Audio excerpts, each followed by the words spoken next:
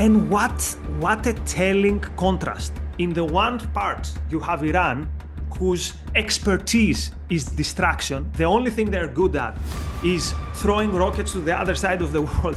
And on the other side, you have the people who want to, who work hard to bring us new medicine, to bring new technology that is going to make possible for people to enjoy life even longer. They have built this very elaborate network of tunnels, and they don't use it to protect civilians. It's actually the opposite, that civilians are not expected to be in the tunnels. Imagine living under Hamas.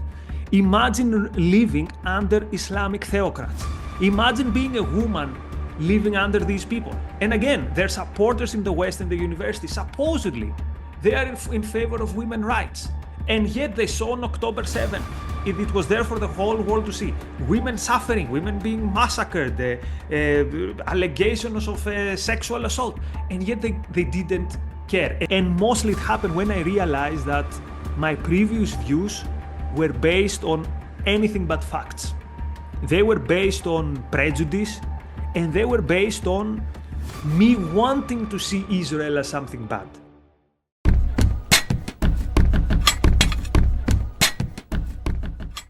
Welcome to the Viktor Podcast. My name is Rabbi Daniel Schonbuch. I'm here with my co-host, attorney Lori Fein. We have with us today a very special guest, Dr. Nikos Sotirakopoulos. He's an instructor at the Ayn Rand Institute. He received his PhD in political sociology from the University of Kent and has been teaching in UK universities for over 10 years. Nikos, welcome to the show. Thank you for having me. You have so many specialties you talk about, from intellectual history, of political movements, Marxism, the new left, the new right, libertarianism. But what makes you so special is a post you came out with a few weeks ago about first being an anti-Semite to supporting the Jews. What an incredible concept you're talking about. Tell us about your story, how you started as an anti-Semite to where you are today. Yeah, so let me clarify that I was never, let's say, how to put it, a conscious anti-Semite. I never consider myself that this is my identity. It is just that my worldview at the time, a worldview that was much influenced by the left, and most particularly the Greek left and the Greek culture, part of viewing the world in these prims, that there are these oppressors and the oppressed, that there are the powerful and the powerless, and the powerful are bad and the powerless are good. As part of this worldview, I also viewed that the Jews, there is this group that has these characteristics that all of them are powerful, they control the financial centers, and therefore being skeptical, to put it mildly, of the Jews was part of this leftist worldview. And at the same time, there was this country, Israel, that we all knew supposedly that it's a country that is exploiting the powerless Palestinians, and therefore it's a country that if you cared about justice, if you cared about being on the right side of history, you had to be against it. So I was in all respects an anti-Semite, without though giving any thought on these issues. It came with as part of the whole package of being a leftist in Greece in the early 2000s. That's really powerful. The idea that it just comes with the package, I think, is something that we are encountering today worldwide.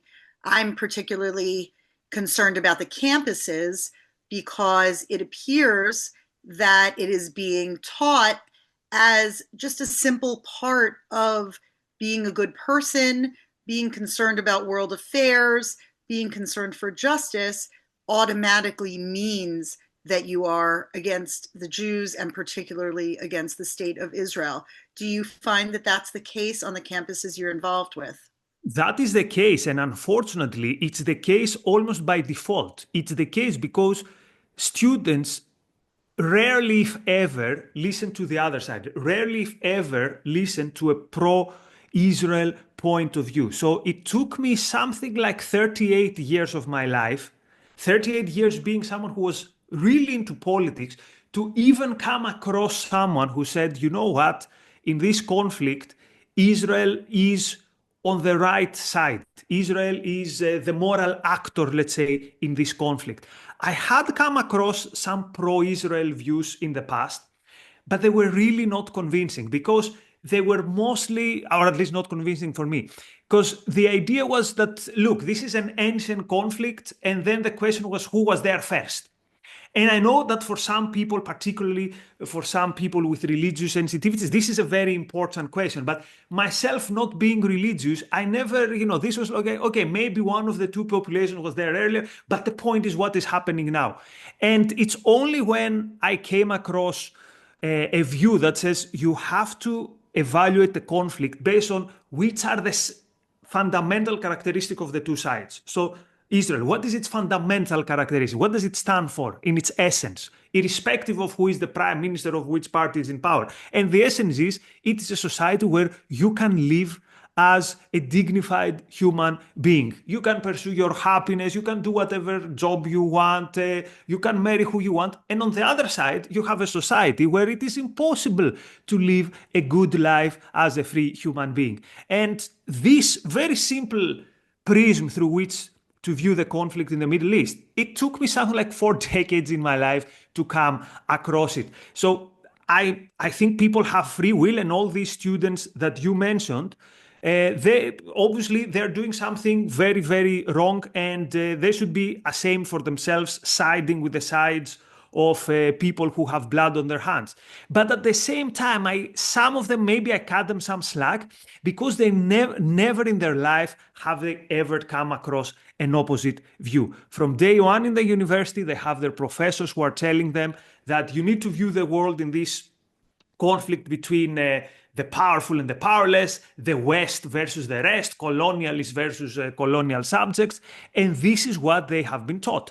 And then when they see Israel fighting with the Palestinians, with the Arabs, it's like, oh, now it all comes together. We see some people who are not white, therefore they're perpetual victims, fighting with some other people who are white, or at least in their eyes, white and richer. Therefore, the rich white must be wrong and the other side must be right. So unless a student has a very strong capacity to do his own thinking, to do his own judgment, and again, everyone should have this capacity, but unfortunately, we live in times where it's very much encouraged to go with the flow, to believe what the rest of the tribe believes. And this is why these students in these universities actually have these views. And we see them siding not just with the Palestinians, but with the worst elements of the Palestinian movement. We see them, if you remember, they were creating these memes with the paragliders of Hamas, and these absolutely disgraceful things that we've been seeing for 22 months. You know, it's interesting. Douglas Murray, who I interviewed a few months ago, said a similar thing. He wrote a book called From Death Cults to Democracies. And you're talking about the same thing in your interview. You talked about Israel as having the good life versus being in a death cult. What is that good life? You saw the paragliders, they're celebrating the death and murder of innocent civilians. What's the good life of Israel that you referred to? Well, the good life of Israel is that, first of all, that you live for your own happiness. You don't live to become a martyr. A society that tells you that the ultimate goal is eventually death and misery and bringing death not only to you but to others. This is a society that cannot be a society that is pro-life. And to be honest, particularly when I visited Tel Aviv, I was very much surprised by the attitude of the people there. It was an attitude where I saw young people doing things. I remember I was working in these WeWork type of buildings where different people work together. And I was surprised because if you know WeWork, they are glass rooms and you could see who is inside. And I could see all these tech companies or these high-tech companies. And the people working inside were very young people. In Greece, you don't see that. And I was in awe. I thought this society has so much future because the young people want to be creative, want to be productive. They want to create good things. And I think the best contrast between what is the main character of the two societies came a few months ago when there was the conflict with Iran. And Iran, if you remember, one of their missiles hit or a hospital or a medical center in Tel Aviv, which was a medical center specializing in expanding life expectancy, in expanding lifespan. And what a telling contrast. In the one part, you have Iran, whose expertise is distraction. The only thing they're good at is throwing rockets to the other side of the world.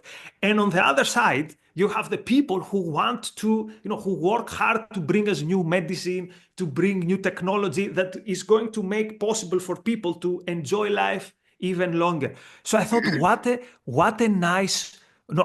a telling contrast. Literally, death versus life.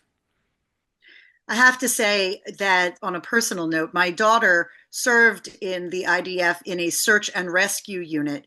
And one of the things that has been so striking to her during the entire conflict is the difference in the two societies' desire and resources that are devoted to helping people save lives. She was saying how you can see that the Gaza buildings are built with no concern about the fact that they might get bombed, destroyed, or even natural reasons to have problems, whereas every Israeli building has many rooms to protect people and laws about how it has to be built. That specific hospital that you mentioned, they had evacuated various rooms prior.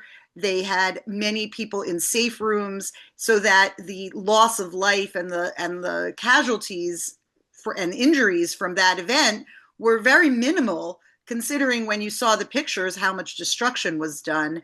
And I think that says something very much reinforcing what you're saying, that when you care about life, there's quite a lot that you can do to prevent the loss of life and to protect life, but that Israel is unique in actually doing those things. It is unique, and particularly, again, if you compare it with whom they stand again. And of course, you see in Gaza the exact opposite. You see the government of Gaza, because I don't want to call Hamas just a terrorist group, because this is almost cutting them too much slack. They are the governing body, the closest thing the Palestinians in Gaza have to a government. And we see that, that they have built this very elaborate network of tunnels, and they don't use it to protect civilians. It's actually the opposite, that civilians are not expected to be in the tunnel. Civilians are expected to be on the surface, to be the first line of, not even a line of defense, because defense means that you want to protect something. They actively want their civilians to be dying. And you know what is the most scandalous and the most annoying thing? That everyone knows that. It's not that there are some commentators, let's say in the West, who say, well, not, Hamas is not really like that. Everyone knows that this is what the Palestinians, that Hamas stands for. Everyone knows that they want more and more civilians dead. And yet, what do we see the Westerners do?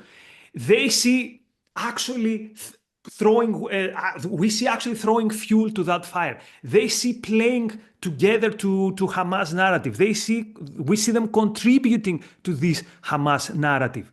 So at the end of the day, this is what makes me very, very angry, that, okay, I can understand these people, don't love Israel, don't care about Israel, but supposedly they care about the Palestinians. And yet their supporters in the West do everything they can to make sure that the Palestinians are going to live in perpetual misery.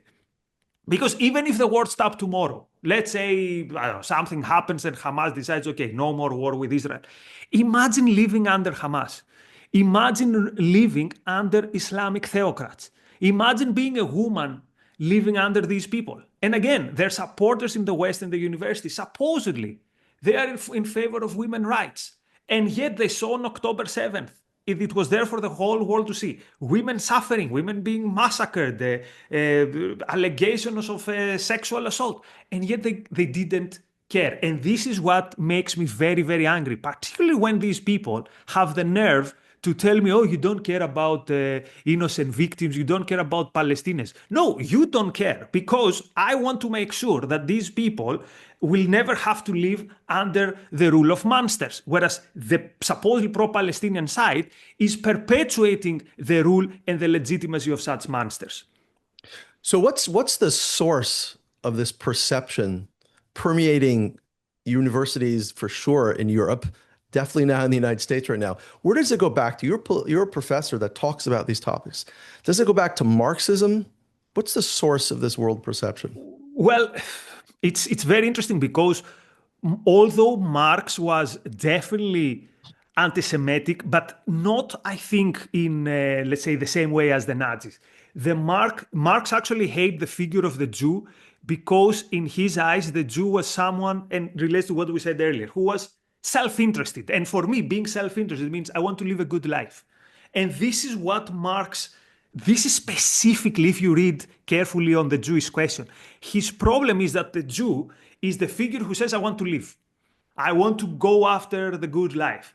And he hates that there is this system, capitalism, which tells everyone who is self-interested, I'm going to protect you on this. I'm going to give you these protective bubbles called individual rights, and you are going to be able to pursue the good life within this environment, this system. Now, today's left is very much different from the left of the time of Karl Marx, and yet they still have this disdain for the idea that the good life means you pursuing your own happiness and having this system of rights to protect you. So from very early on, they are told that what we in the West consider as something good, this is a Western construct and not a universal truth, which I don't really understand, and I don't think this stands to scrutiny. Is there anyone who can seriously claim to me that there is a better system than a system that says, go on with your life, don't hurt others, and we are going to protect your right to do as you wish? And when you ask them these questions, they always obfuscate. They say, oh yes, but what do you mean rights? Or what do you mean when you use this word? So they have created this system where any serious discussion is impossible. It's like speaking a different language with someone, because these are the people who have told us that there is no such thing as truth. There is no such thing as right and wrong. And the mistake was most of us thought for all these years that, oh, this is just theory. This is just theory. And yet, when October 7th happens and we see in front of our eyes monstrosities and horror, then these same people say, well, yes, but who is to say whether this is not resistance? If words completely lose their meaning, then you can make rape look like resistance. So this is where all this intellectual decadence come from. That we've been taught, students in the West have been taught for ages, that there is no right and wrong at the end of the day. Right and wrong is in the eye of the beholder. There is no truth or false. There is no black and white in moral issues. But the thing is, there is. And if you don't believe there is good and evil, the only person who is going to benefit from that is the evil.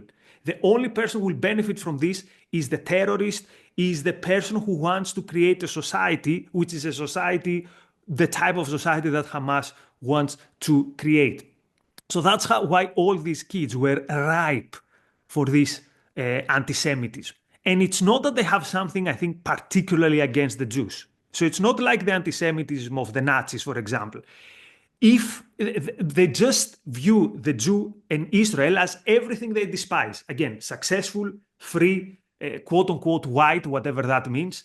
So it has everything that they've been told that is bad.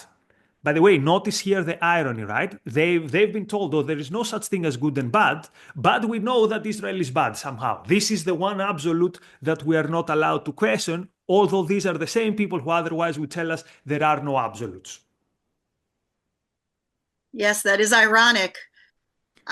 I'm curious about your personal transformation, because it seems so atypical that someone who was steeped in the very ideas that you're speaking of would allow themselves to see the facts with fresh eyes.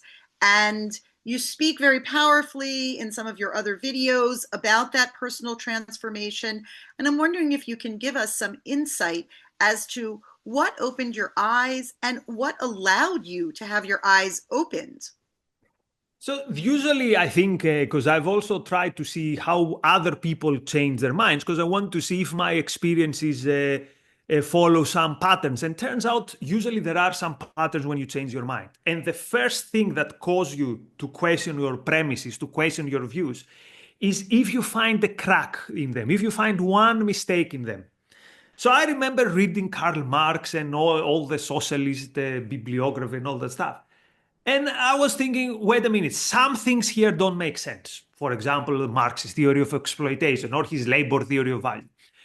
But then you think, okay, maybe I don't understand something, but there is someone out there who understands and will explain to you.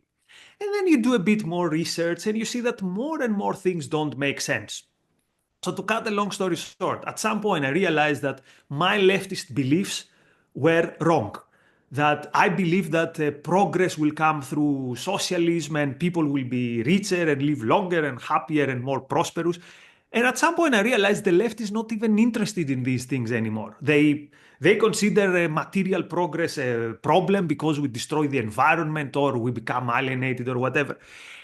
And after a lot of things on which I changed my mind, at some point I thought, could it be also that in the same way that almost everything the left told me about, I don't know, economic progress and exploitation and capitalism, if all these things were wrong, could it be that also on the case of Israel, there was something there which is not true? So I've always been told, for example, that Israel is the reason that the Palestinians don't have a state. And then I started doing some research and I realized that, wait a minute, at least 5 times the Arabs were offered a state in the area and then they rejected it. So that was the first question mark forming in my mind that, turns out maybe not everything that I've been taught on this conflict was true. And then one after the other, I remember my shock, for example, when I realized that the occupied territories did not belong to any, quote, Palestinian state before 1967. They belonged to Jordan and to Egypt. And then my question was, but then why wasn't there a Palestinian state before 1967? Which then brought the next question, what actually happened in 1967? I knew that the Israelis attacked the Arabs. But then you do some reading on this very basic level, and you realize, no, wait, the Arabs were ready to attack Israel, and then Israel struck first. And then I realized how embarrassing. I had such strong views on this topic for how long, for all these years, and I didn't even know the basics. Like, if you ask me what happened in 1948, I had no idea. I knew about the Nakba and I knew about the displacement of the Palestinians. But if you ask me, something happened there in 1948, I had no idea. If you told me 5 armies actually attacked Israel because they wanted, by their own accord, to throw the Jews in the sea. And I didn't know that. So how embarrassing, right? Someone having so strong views on a topic and not knowing the basics. So then when I became a bit more intellectually serious and I took myself more seriously, like, you cannot have strong views in a topic and be at the same time completely ignorant of it. Like, I couldn't even point to you like Lebanon on the map. And yet I was sure that, Hezbollah is anti-imperialist because they fight Israel. So this is how the transformation happened. It happened slowly. It happened in steps. And mostly it happened when I realized that my previous views were based on anything but facts. They were based on prejudice, and they were based on me wanting to see Israel as something bad.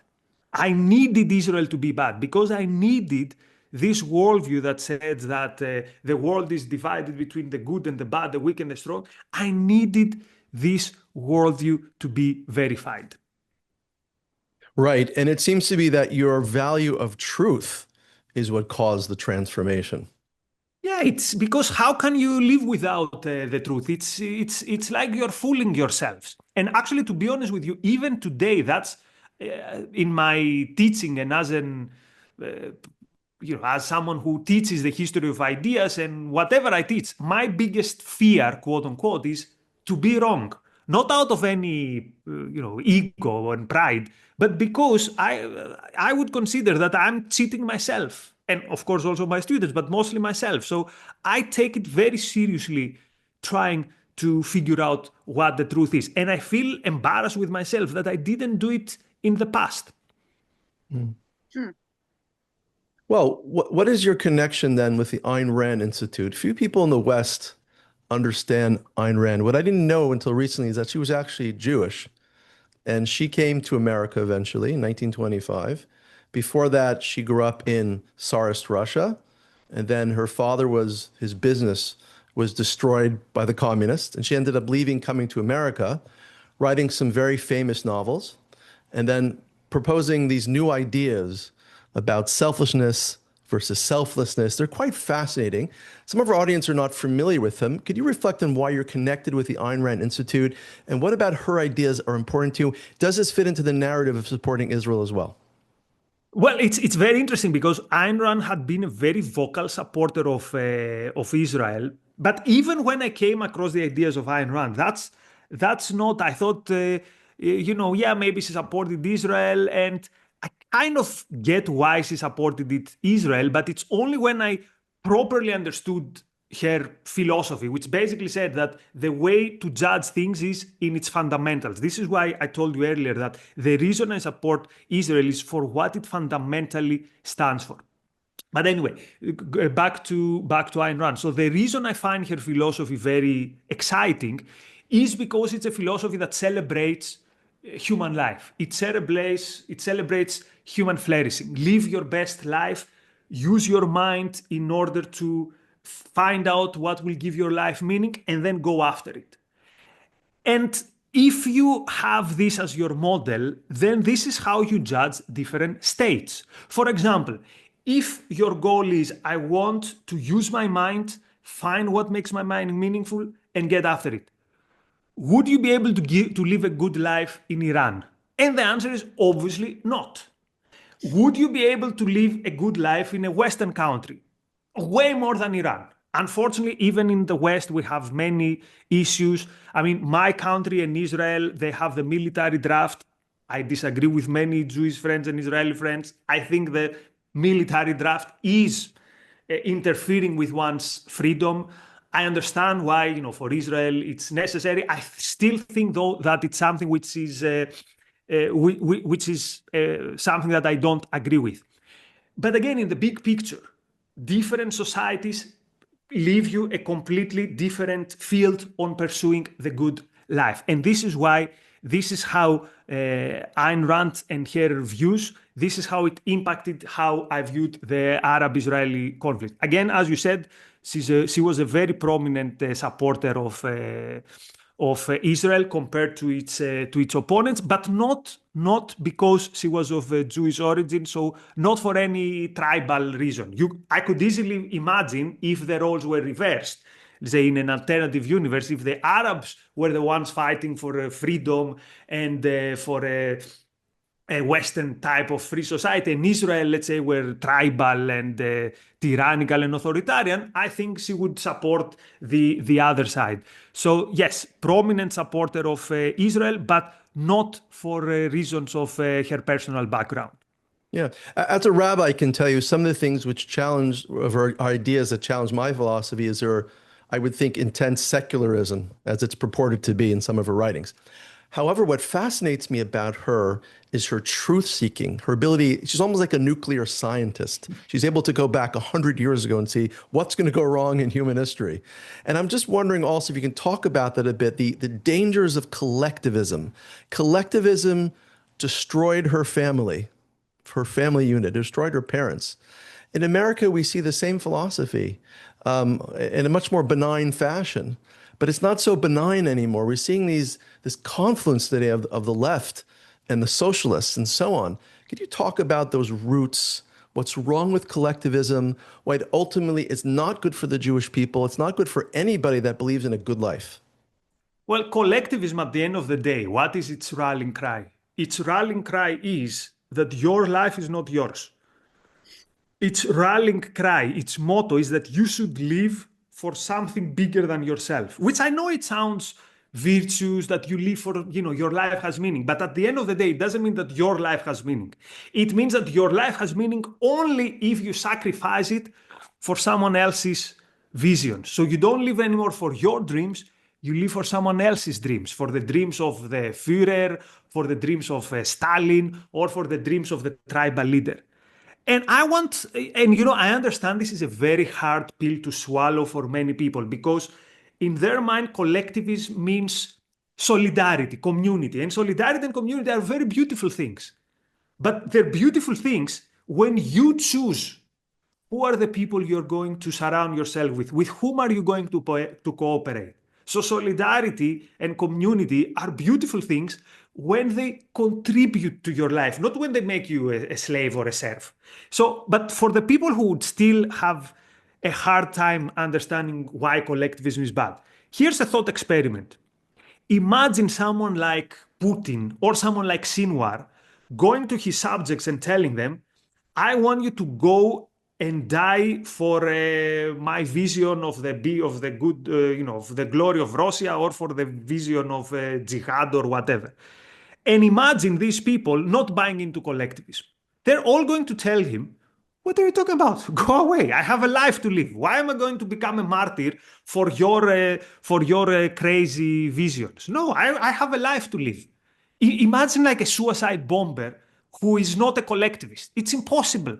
The reason why these things become cannon fodder is because they are convinced that their life does not matter. And their leaders the same, right? I'm convinced that most of the leaders of these horrible groups like Hamas, I believe them that they buy into these ideologies.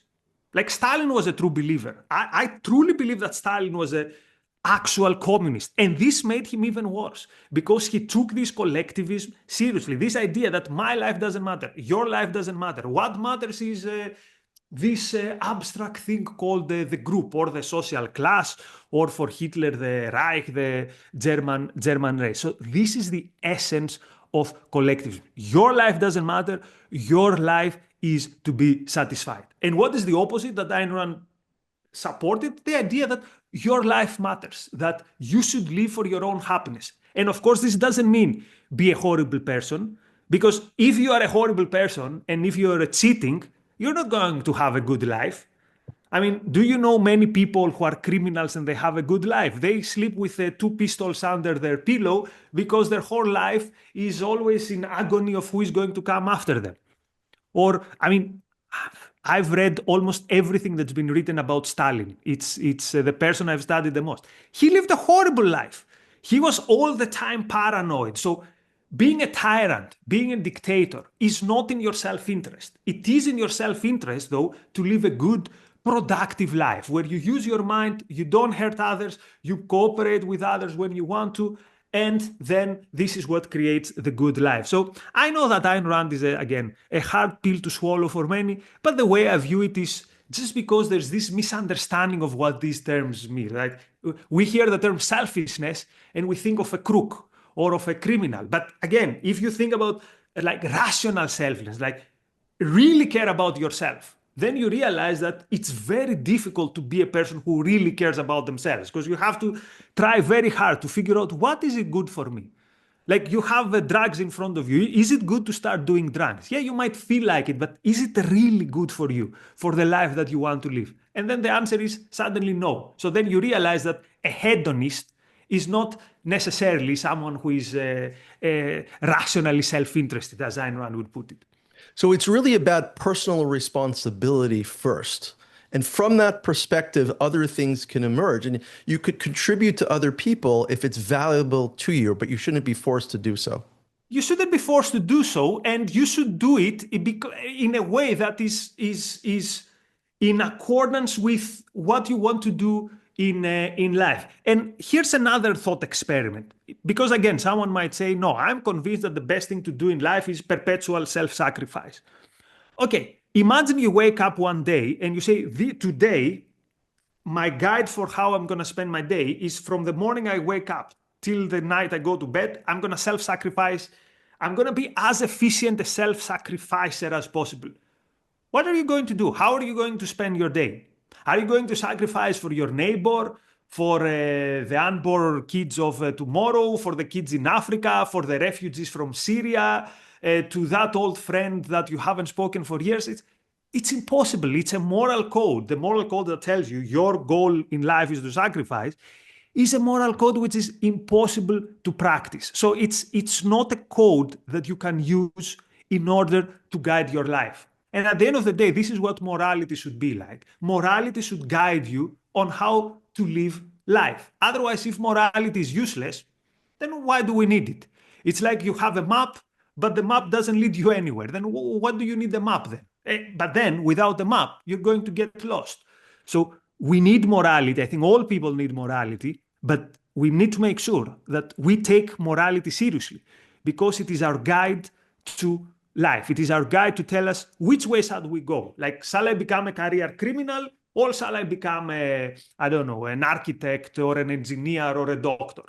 I think an additional point that you are maybe not making as explicitly is that if you don't care about yourself as an individual, how is it that you will, if you don't value your own life, which you have the most interest in, how is it that you are going to properly value anyone else's life or anyone else's happiness or rights? And so I think that that's a big part of why this philosophy falls apart, is that by valuing yourself, you have a model of how to value others. You have and actually I would say it's impossible to love others if you don't love yourself. So an example would be, think of a romantic relationship. Think of someone who has literally zero self-esteem. They don't like themselves, they hate themselves. When someone else sees something in you, if you don't see anything with you, how can you appreciate the other person? So how can you feel? So in a way, when we even with friendship means I see something in you and you see something in me, and I appreciate that you see something in me. This is why I think crooks and horrible people can never form good and deep friendships. Usually they just, because they're like, this person likes me, he must be stupid, he must be like, now it's a good chance to take advantage of him. And the other side thinks of the same thing. So not only I don't believe that quote unquote selfishness, or however we want to put it, I don't think that this is prohibitive for a good social life, and by social I mean friends, family, romantic life. It's a prerequisite. You cannot appreciate and love others if you don't appreciate and love yourself. Right. And what would you say is the best life in terms of politics, in terms of movements? I mean, the Jews are always aligned for being the ultimate evil in the world. It seems to be that capitalism is the other great evil of the world. Could you tell our audience, because I don't think they know, what exactly is capitalism and how does that fit in your worldview? Yes. So, but you made something very very good and virtuous. We started the discussion from what is good for each one of us, and then we went to politics. So politics is always, I think, should be downstream from philosophy. First, we need to understand what type of human beings we are. How do we operate? We are human beings who, in order to survive, we need to think and we need to figure out the truth. And we need to produce, we need to create stuff. Therefore, we need to be free to do so. Therefore, we require a social system that gives us this freedom. For me, this is what capitalism should be. It's not there. It has never been. We've never experienced, let's say, a pure form of capitalism. But we can understand and we can foresee how this would look like. It would look like that as long as you are peaceful and you don't hurt others, you should be free to go on your way, cooperate, trade, create value, and live the good life. And I know this leaves questions unanswered. For example, okay, what happens with people who cannot work? And then we can have the civil society, then we can have people coming together to help them. But this cannot be under the force of a gun. This cannot be under coercion. And for the record, I'm very, very convinced that in a society where people would be free, they would also be more benevolent, because you wouldn't see other people as, let's say, a threat in a lose-lose game. I always like to use this example that why I think like benevolence is out there and could take care of these issues. A couple of years ago in my neighborhood, there was a small cat that was injured. It couldn't walk. And in the first days, I was helping it. And within 2-3 days, I realized there were 5 other people who were helping that cat. So that's what always comes to my mind when people are saying, "Oh yeah, but in a free society, like what would happen if someone was disabled, or what if someone couldn't work?" And I think there is this overabundance of supply of help for a little cat, and you think it wouldn't happen if there were some people who genuinely wouldn't be able to work. And again, I don't think that these people who genuinely wouldn't be able to support themselves would be that many. So helping them shouldn't be something which is a problem, or which would make that society unrealistic or impossible to operate. I think that that's borne out by the research that societies, including Israel and the United States, are among the most charitable, voluntary charities, people giving to others, and whether it's through their volunteerism, their work, or whether it's through their funding of volunteer efforts. I think you see that borne out through studies that the more free a society is, the more you have that natural benevolence come through. I'd love to just pivot a little bit, because your experience at the university gives such valuable insights to some of what we are fighting right now and what we are facing right now. One of the things that seems to come up very frequently is the idea that academic freedom should be without any limits.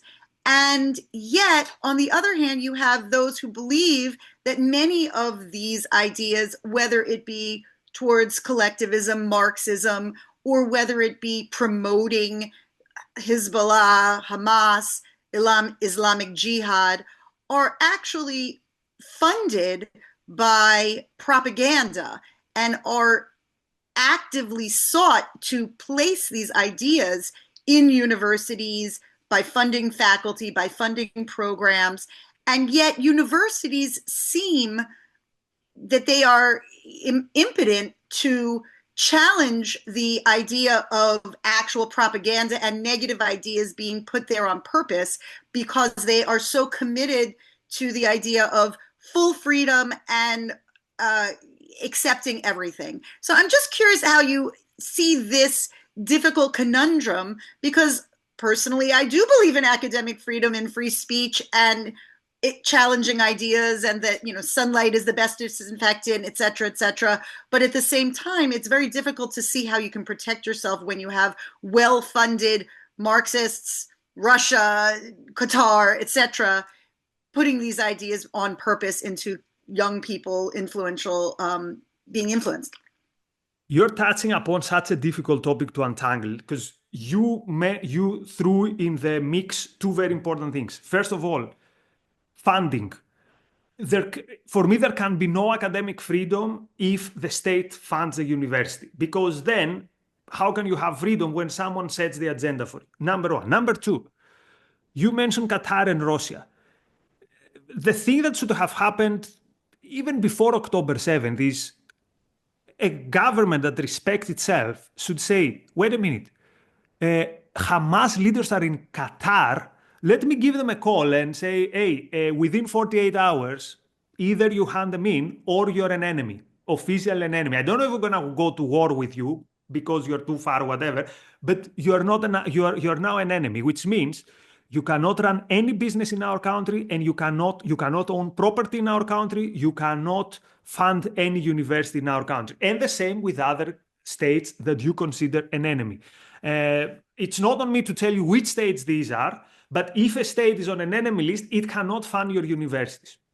So imagine a system where universities would be funded by the people who use them or the people who want to support them. Then any university that would produce the type of intellectual monsters that we've seen for the last 2 years, this university, hopefully in a semi-rational society, wouldn't have any funding. But today it's impossible to do this, because as Laura says, if they get money from third parties, from countries, if they get money from the state, and then there's absolutely zero accountability. And then these professors can turn this university to their fiefdoms, and they can teach whatever they want without any accountability. So academic freedom is very, very important. But academic freedom implies a separation of education with the state. So look, if 10 people want to gather together and they say, in our university, we're going to teach post-colonial theory and we're going to teach that Israel is an oppressor. Okay, do it with your own money. Do it with your own resources. And by the way, the rest of us will be able to point on you and say, this is a university that makes our students, they destroys their brain cells, basically. But what happens now is, of course, that the prestige of good universities is like the humanities faculty has a lot of money because this university gets a lot of state funding from a different faculty, and it's impossible to know what is happening. So the simplest way to clear this mess is very radical cut, that the university should not be funded by the state. That's the one thing. Actors such as the states that you mentioned should have zero rights in funding anything in the United States. Again, because they should be designated as enemy countries. It cannot be that the country is hosting and has been hosting for ages the leadership of Hamas, and this country can be called an ally. It just can't be. Wow, interesting. When you say the state funding, you mean other states, or do you mean? No, I mean also, the country itself, because there's obviously a huge controversy right now with the current United States government pulling funding from various universities, and obviously it's very controversial. Are they pulling it because they're trying to restrain academic freedom, or is it that they're pulling it in order to hold academics accountable for what they teach? It's so complicated, right? So the problem is that this administration seems to be doing it, having its own agenda in mind. So it's targeting some universities, but not other universities. But the truth is that in the long term, maybe I can understand why governments can get involved in research that has to do with military purposes, how they can get involved in research that has to do with issues of national security. But no government should fund the humanities department. Like, why would all these scholars there's been all this money to be made in administration with diversity, equity, and inclusion. This party has been going on mostly because there is this very, very generous funding of the humanities from the state. And I know this. I was teaching for years in universities in the UK, where what happens is the kid goes to the government and says, give me money to pay for my university. And then the government is taking it back, if it ever takes it back, through taxes after 30 years. So every kid has an incentive to go to the university, whether they want to be taught, whether they want to study or not. It's almost like a continuation of school. And, we live in the times of podcasts, of online free knowledge. I mean, it's not that without going to a university in the humanities, a kid cannot, we condemn this kid to being ignorant. Usually it's the opposite. You go to the university and then you get a very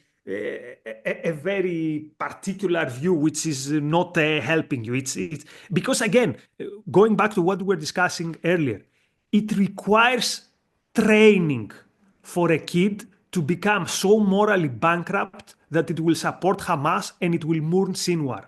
This cannot happen like that. You have to train them for years in this moral debauchery for a kid which started as an idealistic kid to have this idea. So you're going to find me very, very angry with the universities because it takes effort to create the things, the monsters they've created. Wow. That is really bold of you to say that, and very interesting. I think a lot of parents question about what their kids are going to learn at university, and to hear someone who has spent his life at university say such a thing is, honestly, as a parent, somewhat frightening. Well, that's the thing that we should speak up. When I was and I was lucky that I was usually surrounded by colleagues who were quite open-minded, but there were things that I would say no. I remember that once we had these meetings with this academic meeting with my colleagues, and the idea was we need to quote decolonize the curriculum, which means we need to include, let's say, more women of color in the curriculum. And I'm perfectly fine with someone saying there is this woman of color that should be included in the curriculum.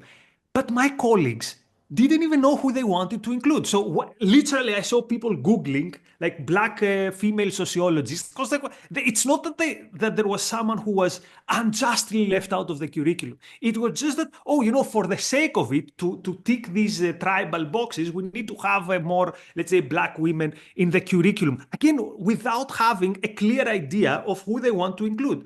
So this shows me that also there's no intellectual merit there, because you're going to take out someone that you judged that they should be in the curriculum to put someone in the curriculum, someone that you didn't even know. Because if you knew them and their work were good, you would have included them in the curriculum already. So if I could ask you, how did, you said that you basically fell for all of these ideas for about 40 years until you suddenly started examining these ideas on your own. And I'm curious if you have any advice or thoughts on how those of us who care about these issues might compress that timeline, because 40 years seems like a long time to have to wait till people gain that maturity and insight. Is there anything that we could be doing to keep it a shorter timeline? Well, yeah, I think the main thing that you should do, and not only when it comes to university, but in everything in your life, is don't try to don't try to persuade yourself that something which seems wrong and false to you, don't try to persuade yourself that is right. So again, for years, I couldn't understand Marx's theory of exploitation, but I was telling myself, you're a Marxist and your professors tell you that this thing is right, therefore they must know something. No, don't sacrifice your mind for anything.